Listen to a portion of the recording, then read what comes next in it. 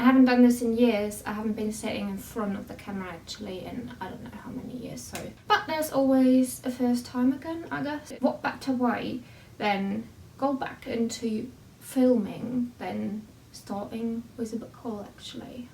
So a few weeks ago I've been to Canterbury. I've been to 2 bookshops. I've been to Waterstones and also to Oxfam books. And I found like an absolutely amazing selection of books, especially in Oxfam. But let's start with the Waterstones one because these are the more current and contemporary books. So the first book I got at Waterstones was this 1960s Britain by Susan Cohen, and that is from a series called Child Living Histories, and they have like a massive collection to all sort of topics about cars in the 1950s, how the Brits lived in the 1920s, what people were wearing in the 1990s. It's like crazy, like all kind of topics. And I got this 1960s Britain because I'm currently working on a really big project about literature in 1950s and 1960s Britain. And I'm generally interested in 1960s Britain anyways, and in post-war Britain.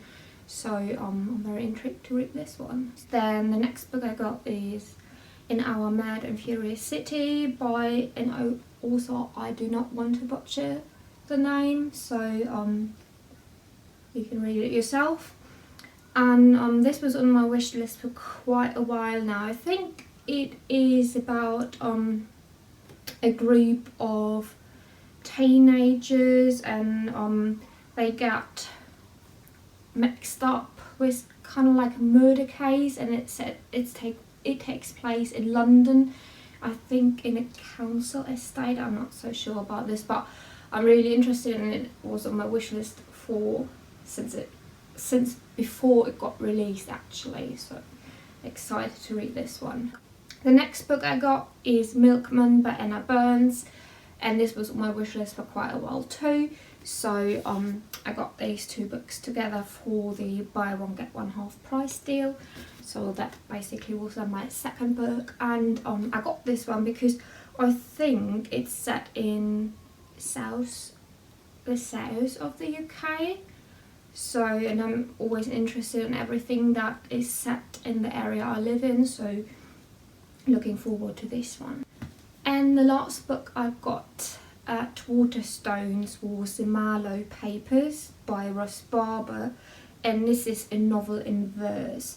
So this is about Marlowe, Christopher Marlowe, and it takes place in 1593, so basically it's about the playwright Christopher Marlowe. And the whole novel is written in this type of style. And I've seen that and I was so intrigued by it, I just couldn't get it out of my head. And so, yeah, I'm excited to read this one as well. Then to the books I got at Oxfam, and first I got The History of Bees by Maya Lunder. And I've seen it around quite a lot, but I've never been really intrigued by it because it takes place in 3 different times, and I do not like that, to be honest, or I'm not that interested in this when it jumps through time periods. So, but I think it's a dystopian or kind of like apocalyptic novel, and yeah, so but when I've seen it at Oxfam for, I think it was £1.99, I couldn't just leave it there. I was intrigued enough to then pick it up for that kind of price. The other book I got at Oxfam was The Idiot by Elif Batuman, and this was on my wish list for ages as well. They got it in this really lovely, nice hardcover edition, and I think it was £3.99. I already started it. I'm on page 55, but I have to admit it's not necessarily what I was expecting. It's basically, it claims to be a novel about linguistics, and well, it's about this student in the 1990s, and she's always thinking in kind of like really linguistic way. She's always thinking about solving linguistic problems or just general linguistic problems that occur to her, and also it follows her at basically during her studies at university. And I'm always really intrigued by a campus novel, but so far it's very kind of depressing in my opinion, the way how it is written and the way her life appears. It doesn't speak to me that much yet, but I already learned a tiny bit about very curious linguistic things, and so I might continue this when the weather is getting worse, because it's definitely not a novel for sunny days. Then at Oxfam I got The Last Chronicle of Barset by Anthony Trollope, and this is massive. I think that it has 1,000 pages, and it is this edition which is by Non-Such Classics, and I usually wouldn't have gotten that because the spine is cracked, and I'm not a fan of like books where you can basically see that somebody has read them, and it's also a tiny bit dirty and all of it, but I kind of like it. It is so chunky and small, and it just spoke to me on an aesthetic level, and I also really like the typography in it and the typeset and all of it. It's really readable. So I just got it mainly for those kind of reasons. I don't know when I'm gonna read this one. It's not high on my priority TBR list, I have to say, but yeah, it still kind of intrigued me by the way it looked. Then I got 13 Ways of Looking at the Novel by Jane Smiley, What to Read and How to Write, and this edition looks like fairly new. It doesn't even have a cracked spine or anything, and it was on my wish list for quite a while too, so I completely snatched it up right away when I've seen that they had this book at Oxfam.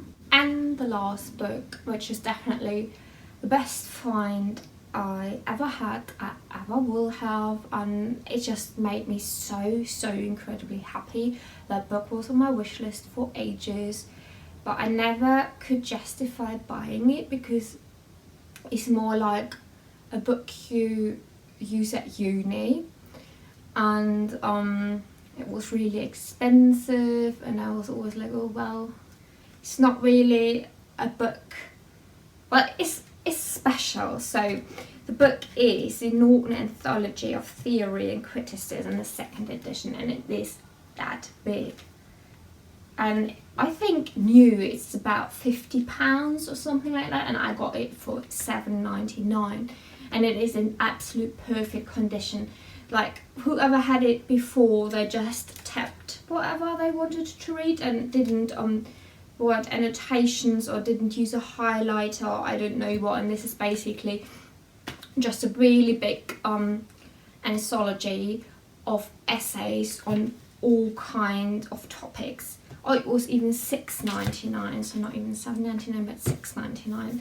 So I am so beyond grateful that I found this one, and this absolutely not even made my day, but it made my whole week, my whole month, seriously, because I wanted this book for so long and I wanted it so much, and I finally have it, and I'm so intrigued by it, and I can't wait to read it. It's like 3,000 pages and the paper is Bible thin, but I'm absolutely curious, and I might read it even cover to cover.